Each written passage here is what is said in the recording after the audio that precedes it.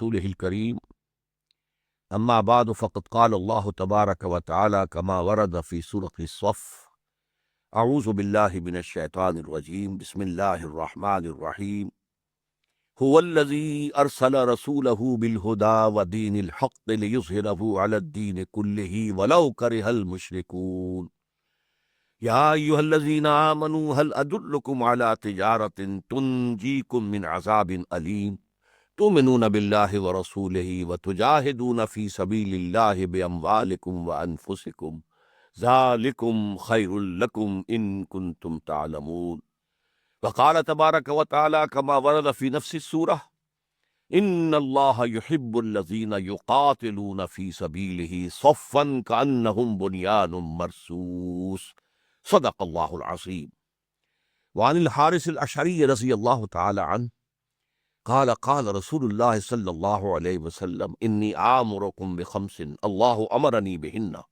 بالجماعة والسمع والطاعة والهجرة والجهاد في سبيل الله رواہ الامام الترمذی و امام احمد رحمہم اللہ۔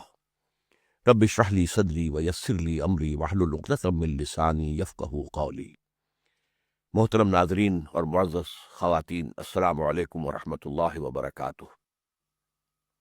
میری آج کی گفتگو کا عنوان تکمیل رسالت کا ایک اور مظہر، جسے میں اس کے ساتھ ہی تکمیل آدمیت کا عنوان بھی قرار دیتا ہوں۔ میں آج اس پر گفتگو کرنا چاہتا ہوں کہ جو مشن حضور کے سپرد کیا گیا، انقلابی مشن، نظام بدلو، اللہ کا دین قائم کرو، اللہ کی حکومت قائم کرو، وہ بات جو حضرت مسیح کہہ کر گئے تھے، جو دعا سکھا کر گئے تھے، آج بھی عیسائیوں کی جو لارڈس پریئر ہے اس کے اندر یہ الفاظ ہیں: Thy kingdom come, thy will be done on earth as it is in heavens۔ اے رب، تیری حکومت آئے، تیری بادشاہی آئے زمین پر، تیری مرضی جیسے آسمانوں میں پوری ہو رہی ہے۔ سورج اور چاند تیرے حکم سے چل رہے ہیں، فرشتے تیرے حکم کی فرما برداری کر رہے ہیں۔ جیسے آسمانوں میں تیری مرضی پوری ہوتی ہے، اس زمین پر بھی تیری مرضی پوری ہو۔ Thy will be done on earth as it is in heavens۔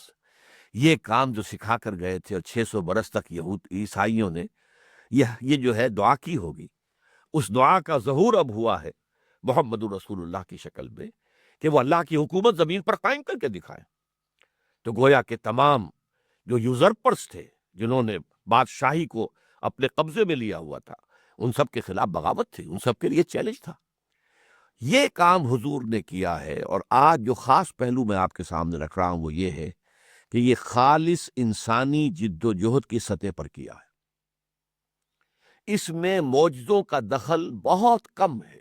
معجزے حضور کے ہیں، سب سے بڑا معجزہ قرآن حکیم ہے، آپ کا معجزہ معنوی ہے۔ حسی معجزات آپ کے بہت کم ہیں، وہ معجزے کے جو آنکھوں سے دیکھے جا سکے۔ شق القمر کا معجزہ ہے، لیکن اصل میں معجزہ ہوتا ہے وہ جو مطالبے پر پیش کیا جائے۔ مثلا جیسے کہ قریش کہتے تھے، آپ یہاں اس مکے کی سرزمین میں ایک باغ ہمیں لگا کے دکھا دیں، اس میں چشمے بھی بہا دیں، آپ یہاں اپنے لیے ایک محل جو ہے سونے اور چاندی کا محل بنا کے دکھا دیں۔ اچھا، آپ آسمان پہ چڑھ کر دکھائیں، ہماری نگاہوں کے سامنے جائیں اور کتاب لے کر اتریں، آپ مانیں گے؟ جب آپ یہ کر کے دکھا دیں گے ہم مان لیں گے۔ آخر رسولوں کو معجزے دیے گئے تھے نا۔ حضرت موسیٰ علیہ السلام، آپ خود کہتے ہیں، ان کی لاٹھی سانپ بن جاتی تھی، ان کا ہاتھ وہ نکالتے تھے اپنے گریبان سے اور وہ سورج کی طرح چمکتا اور روشن ہو جاتا تھا۔ آپ خود بتاتے ہیں حضرت صالح اس نے معجزہ دکھایا، قوم نے طلب کیا کہ اے صالح، اگر اس سامنے چٹان سے ابھی ایک گابن اونٹنی برآمد ہو جائے ہم تمہیں مان لیں گے۔ وہ گابن اونٹنی برآمد ہوئی، انہوں نے مانا پھر بھی نہیں۔ لہذا اللہ نے یہ طے کر لیا تھا کہ ہم انہیں ایسے معجزے نہیں دکھائیں گے، اس لیے کہ ایسے معجزے دکھانے کے بعد پھر قوم کو مہلت نہیں ملتی، پھر بھی وہ ایمان نہیں لاتی، تو نسیم منسیہ، ان کو ختم کر دیا جاتا ہے۔ وہ عذاب استیصال، جڑ سے اکھاڑ کر پھینک دینا قوم کو، جو قوم نوح پر آیا ہے، قوم ہود پر آیا ہے، قوم صالح پر آیا ہے، قوم لوط پر آیا ہے، بلکہ شہروں کو نام لینا چاہیے کہ جو سدوم اور عمورہ کی بستیوں پر آیا ہے، جو قوم شعیب پر آیا ہے، جو آل فرعون پر آیا، پھر وہ عذاب آتا ہے۔ اس اعتبار سے اللہ نے فرمایا اگر ہم وہ معجزہ دکھا دیں اور پھر بھی یہ ایمان نہ لائے تو ابھی قصہ ختم ہو جائے گا، ان کو ختم کر دیں گے۔ لہذا ہم معجزہ نہیں دکھائیں گے۔ ہمارا اصل معجزہ یہ قرآن ہے، یہ معجزہ ہے، آؤ اس کا مقابلہ کر لو، چیلنج دے دیں آپ۔ وَإِن كُنتُم فِي رَيْبٍ مِّمَّا نَزَّلْنَا عَلَىٰ عَبْدِنَا فَأْتُوا بِسُورَةٍ مِّن مِّثْلِهِ وَادْعُوا شُهَدَاءَكُم مِّن دُونِ اللَّهِ إِن كُنتُم صَادِقِينَ۔ اگر تم سچے ہو واقعتاً، تمہیں شک ہے کہ یہ قرآن اللہ کا کلام نہیں ہے، محمد خود اس کی تصنیف کر رہے ہیں صلی اللہ علیہ وسلم، تو تمہارے اندر بڑے بڑے خطیب ہیں، بڑے بڑے ادیب ہیں، بڑے بڑے شاعر ہیں، وہ سب جمع کر لو، اور جنات میں سے بھی تمہارے جو کاہنوں کے جو ہوتے ہیں، جو موکل، ان کو بھی لے آؤ، اور سب مل کر ایک سورت قرآن جیسی بنا کر دکھا دو۔ وَإِن لَّمْ تَفْعَلُوا وَلَن تَفْعَلُوا، پھر اگر نہ کر سکو اور ہرگز نہیں کر سکو گے، فَاتَّقُوا النَّارَ الَّتِي وَقُودُهَا النَّاسُ وَالْحِجَارَةُ، تو ڈرو، بچو اس آگ سے جس کا ایندھن بنیں گے انسان اور پتھر۔ تو اصل معجزہ حضور کا قرآن تھا، معنوی تھا، اور یہ وہ معجزہ ہے کہ حضور کے انتقال کے بعد بھی موجود ہے۔ حضرت موسیٰ کا معجزہ عصا کا، حضرت موسیٰ کے انتقال کے بعد وہ لٹھیا ہے، وہ اب سانپ تو نہیں بنے گی۔ وہ جو ان کے ہاتھ جو نکلتا تھا چمکدار، وہ حضرت موسیٰ کی زندگی میں تھا، بعد میں تو نہیں۔ یہ دائمی معجزہ ہے۔ لیکن بہرحال جو جد و جہد کی ہے حضور نے، جس کے لیے پھر اللہ نے فرمایا اس آیہ مبارکہ کے بعد سورہ صف کے اندر، هو الذی ارسل رسولہ بالہدی ودین الحق لیظہرہ علی الدین کلہ ولو کرہ المشرکون۔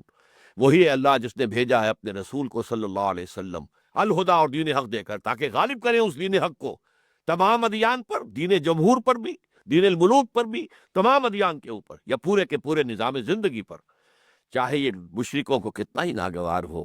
اب پکارا یا ایھا الذین آمنو، اے وہ لوگو جو ہمارے نبی، ہمارے رسول محمد پر ایمان لائے ہو صلی اللہ علیہ وسلم، ایمان کے دعوے دار ہو، هل ادلکم علی تجارت تنجیکم من عذاب الیم، کیا میں تمہیں بتاؤں وہ کاروبار، وہ تجارت جو تمہیں دردناک عذاب سے، جہنم سے چھٹکارا دلائے؟ اب اس کا جواب خود دیا، تؤمنون باللہ ورسولہ وتجاہدون فی سبیل اللہ باموالکم وانفسکم، اللہ پر، اس کے رسول پر ایمان رکھو جیسا کہ ایمان رکھنے کا حق ہے، اور جہاد کرو اللہ کی راہ میں اپنے مال کے ساتھ، اپنی جانوں کے ساتھ۔ ذالکم خیر لکم ان کنتم تعلمون، یہی تمہارے لیے بہتر ہے اگر تم سمجھتے ہو کہ تمہارے لیے کیا خیر ہے اور کیا شر ہے۔ اچھا، یہ جہاد جو ہے یہ تو بہت وسیع ہے، دعوت انسان دے رہا یہ بھی جہاد ہے، دعوت اور تبلیغ کے کام میں لگا ہوا یہ بھی جہاد ہے، اپنے نفس کے خلاف جنگ کر رہا یہ بھی جہاد ہے، نفس کے خلاف جہاد۔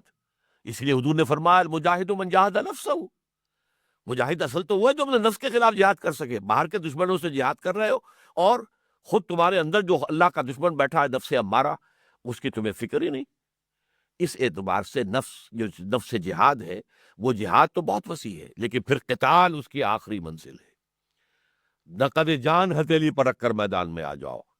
یہی وجہ ہے کہ اسی سورہ مبارکہ میں جہاں یہ مقصد بعثت محمدی بیان ہو گیا، هو الذی ارسل رسولہ بالہدی ودین الحق لیظہرہ علی الدین کلہ، اور اس کے لیے جہاد کی دعوت دی گئی، اور وہیں پر یہ فرما دیا گیا اس جہاد کی ایک چوٹی ہے قتال، جنگ، نقد جان ہتھیلی پر رکھ کر میدان میں آ جانا۔ اس لیے کہ جنگ میں آپ جانتے ہیں کہ جنگ میں تو ظاہر بات ہے کہ جو آدمی جاتا ہے وہ گویا کہ جان کا رسک لیتا ہے، وہ تو واپس آ گئے تو یہ سمجھیے نئی زندگی ہے۔ اس لیے فرما دیا یہ چوٹی پر جو فائز ہو جائیں گے، ان اللہ یحب الذین یقاتلون فی سبیلہ صفا کانہم بنیان مرصوص، اللہ کو محبت تو اپنے ان بندوں سے ہے جو اس کی راہ میں قتال کرتے ہیں، یقاتلون فی سبیل اللہ، ایک جہاد فی سبیل اللہ، ایک قتال فی سبیل اللہ ہے، اور ایسی صفیں باندھ کر قتال کرتے ہیں کہ جیسے کہ یہ سیسا پلائی ہوئی دیوار ہے، کوئی طاقت ان میں رکھنا پیدا نہیں کر سکتی۔ تو یہ جہاد و قتال کیا ہے محمد الرسول اللہ والذین معہ، اللہ کے رسول محمد صلی اللہ علیہ وسلم اور جو ان کے ساتھ ہیں صحابہ کرام رضی اللہ تعالیٰ عنہم اجمعین، انہوں نے جہاد کیا۔ اور یہ جہاد آپ کو معلوم ہے کون سی تکلیف اس میں نہیں آئی محمد الرسول اللہ کو اور صحابہ کو۔ سب سے پہلے وربل پرسیکیوشن ہوئی، زبانی ایذا رسانی، پاگل ہو گئے ہو، دماغ خراب ہو گیا ہے، شاید ساحر ہو گئے ہو، یا کسی کا سحر تم پر ہو گیا، مسحور ہو گئے ہو، مجنون ہو گئے، کوئی جن تم پر آ گیا ہے، یا تمہارا دماغی توازن خراب ہو گیا ہے، جھوٹ بولتے ہو۔ تم نے ایک جو ہے عجمی غلام اپنے گھر کے اندر بند کیا ہوا ہے، وہ ہے تورات کا اور انجیل کا عالم، وہ تمہیں ڈکٹیشن دیتا ہے، فیتلا علیہ، وہ تمہیں ڈکٹیشن دیتا ہے صبح شام، اور آ کر ہم پر دھوس جماتے ہو کہ یہ آسمان سے وہی آئی ہے۔ اکتتبہا، یہ تو تم نے ان سے ڈکٹیشن لے لی ہے، تو اسی طریقے سے حضور کو ستایا گیا، اور اس سے یہ نہ سمجھیے کہ حضور کو دکھ نہیں ہوتا تھا، دکھ ہوتا تھا۔ اس لیے قرآن مجید میں کہا گیا ہے وَلَقَدْ نَعْلَمُ أَنَّكَ يُضِيقُ صَدْرُكَ بِمَا يَقُولُونَ، اے نبی ہمیں خوب معلوم ہے آپ کا سینہ بھجتا ہے اس بات سے کہ جو یہ کہتے ہیں، صدمہ ہوتا ہے۔ یہی مجھ سے محبت کرتے تھے، یہی میرے راستے میں اپنی نگاہیں بچھاتے تھے اب میرے قدموں تلے، یہی مجھے الصادق الامین کہتے تھے، اور آج کہہ رہے ہیں جھوٹے ہو، کذاب ہو، ساحر ہو، مسحور ہو، مجنون ہو۔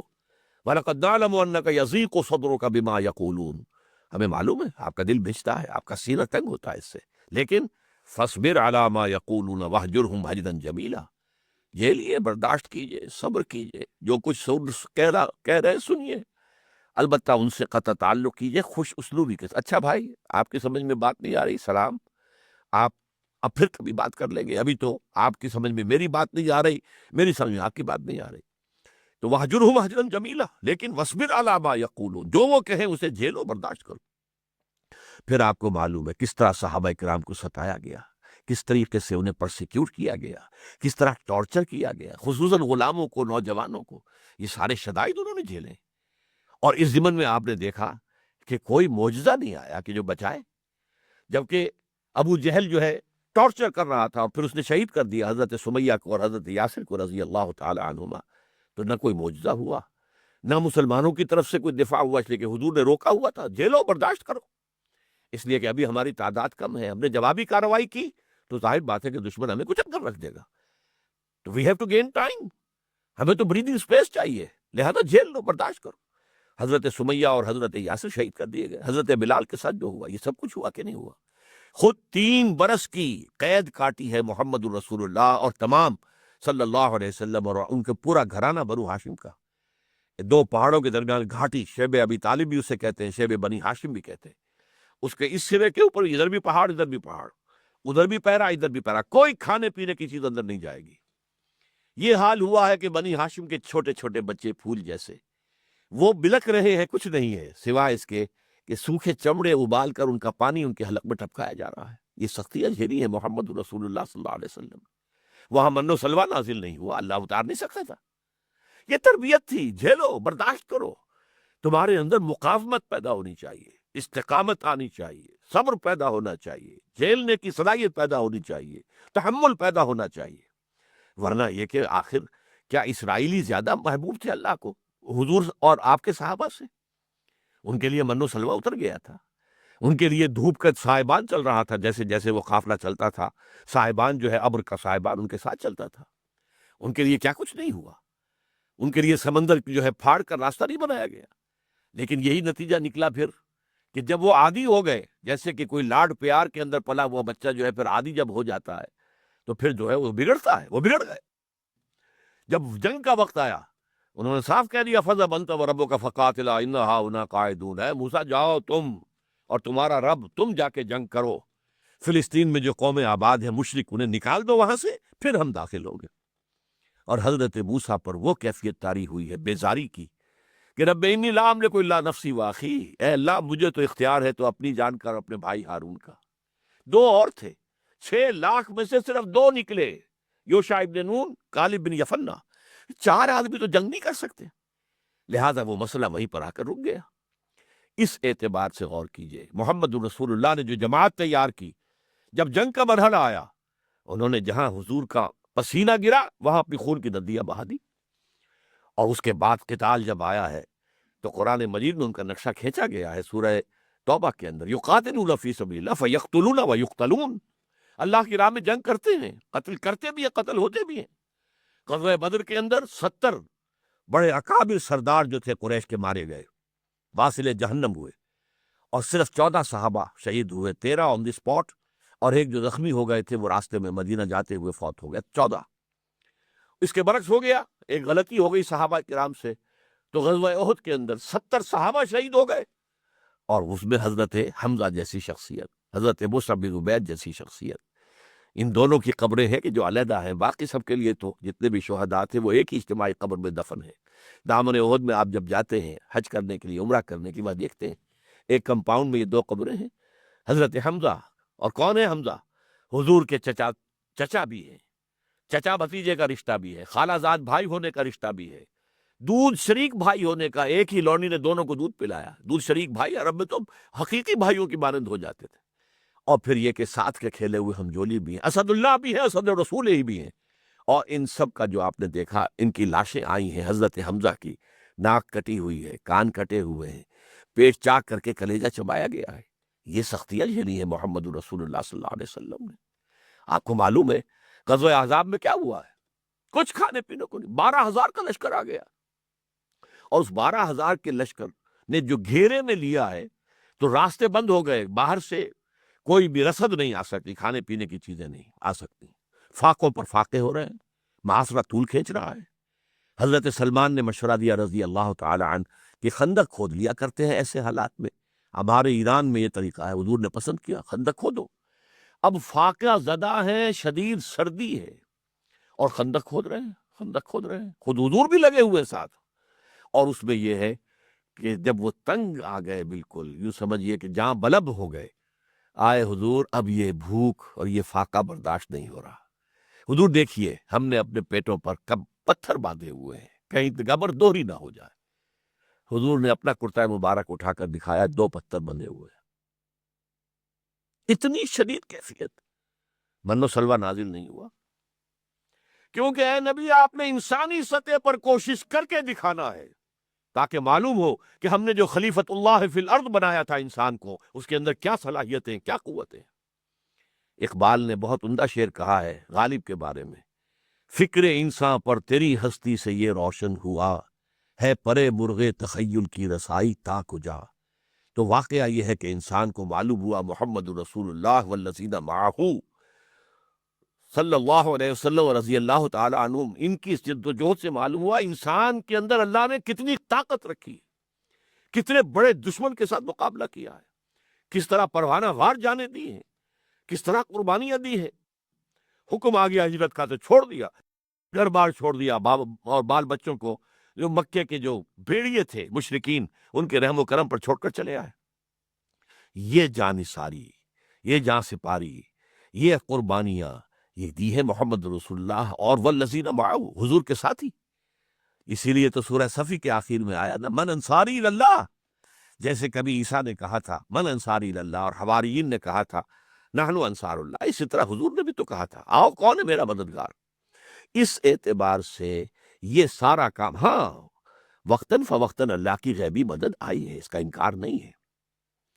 حضور صلی اللہ علیہ وسلم جب ہجرت کے لیے نکلے ہیں تو رات کو چاروں طرف پہرا تھا، لیکن وہ نہیں دیکھ سکے حضور کو، اللہ نے ان کو بچایا۔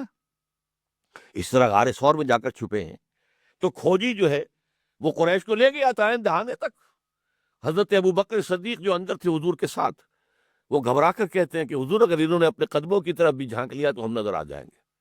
حضور نے فرمایا لا تحزن ان اللہ معنا، گھبراؤ نہیں، اللہ ہمارے ساتھ ہے۔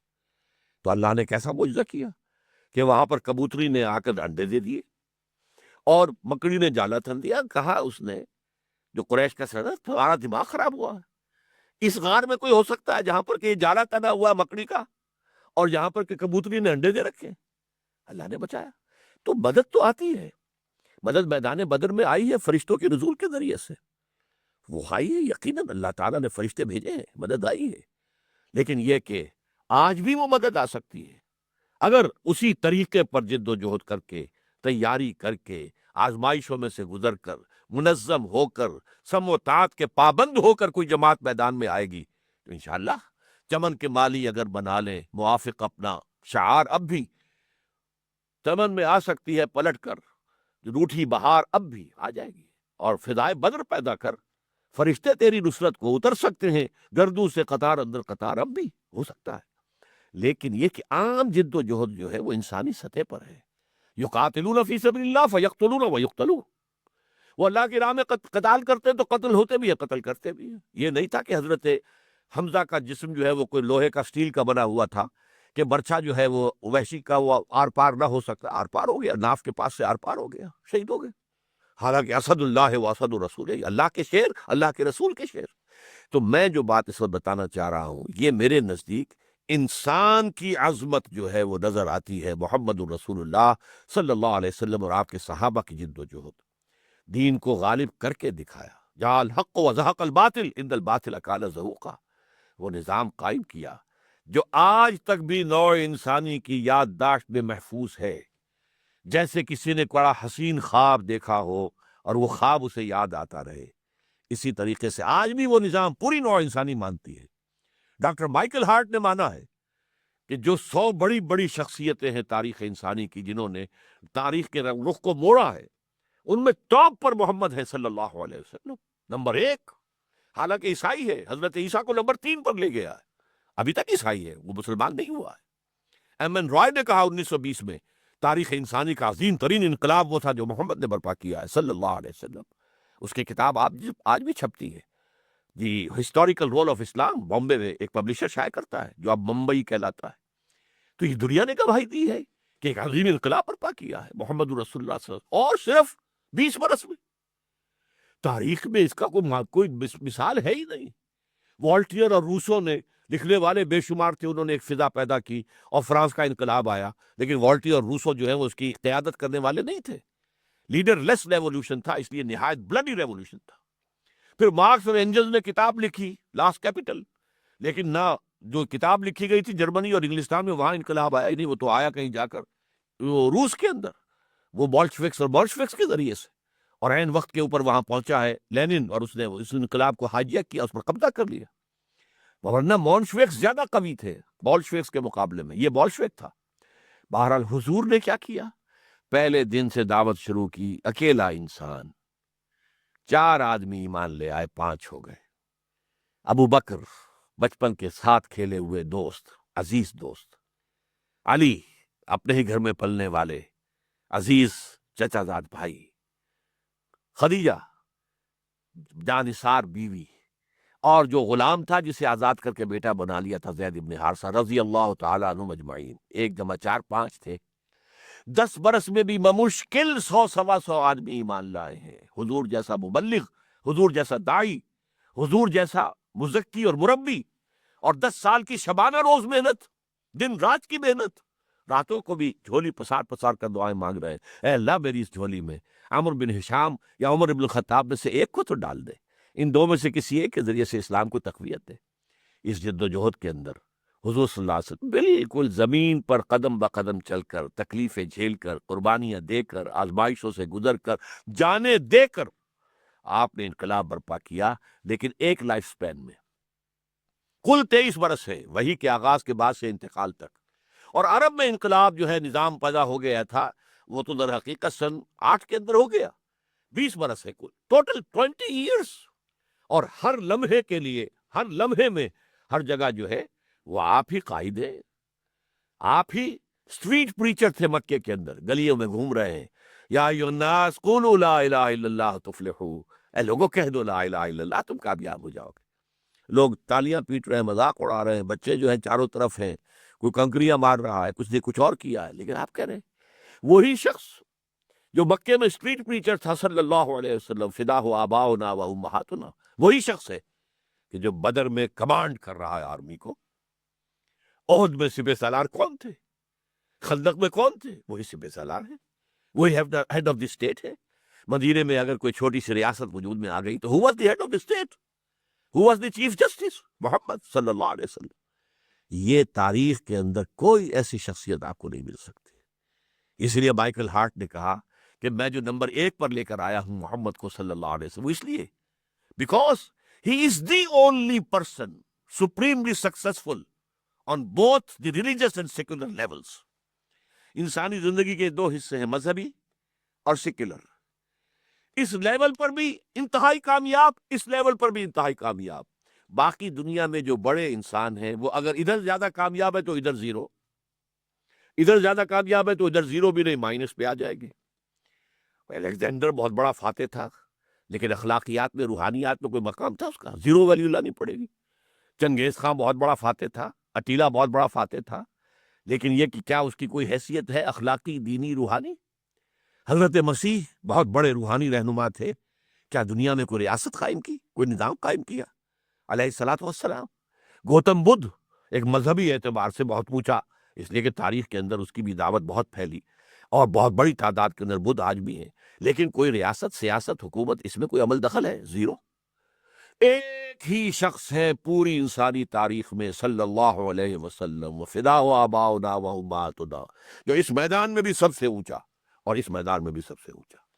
یہ ہے حضور کا کمال، اور جس کو میں کہہ رہا ہوں کہ یہ کمال رسالت بھی ہے، تکمیل رسالت بھی ہے، تکمیل آدمیت بھی ہے۔ معلوم ہوا آدم کے اندر کیا کیا کچھ حق نے رکھا ہوا ہے۔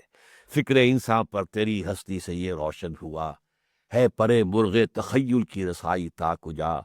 محمد صلی اللہ علیہ وسلم جو ہے انسان کی عظمت کا شاہکار، انسان کے اندر جو کچھ اللہ نے قوتیں رکھی ہے اس کو اگر دیکھنا ہو بتمام و کمال تو وہ محمد الرسول اللہ صلی اللہ علیہ وسلم۔ اللہ تعالی ہمیں بھی ان کے نقش قدم پر چلنے کی توفیق عطا فرمائے۔ اب انشاءاللہ بقیہ 4 خطبات میں اس جد و جہد کا ایک تاریخی جائزہ آپ کے سامنے پیش کروں گا، تاکہ جو حضرات بھی اتباع رسول کے لیے وہ اس راستے پر آنا چاہیں ان کے سامنے آ جائے کہ کس طور سے حضور نے کن سٹیپس سے گزر کر یہ کارنامہ جو ہے دنیا کے لیے، جو یوں سمجھیے کہ حیرت انگیز کارنامہ ہے، تحیر آمیز جو کارنامہ کیسے سر انجام دیا تھا۔ بارک اللہ لی و لکم فی القرآن العظیم ونفعنی وإیاکم بالآیات والذکر الحکیم۔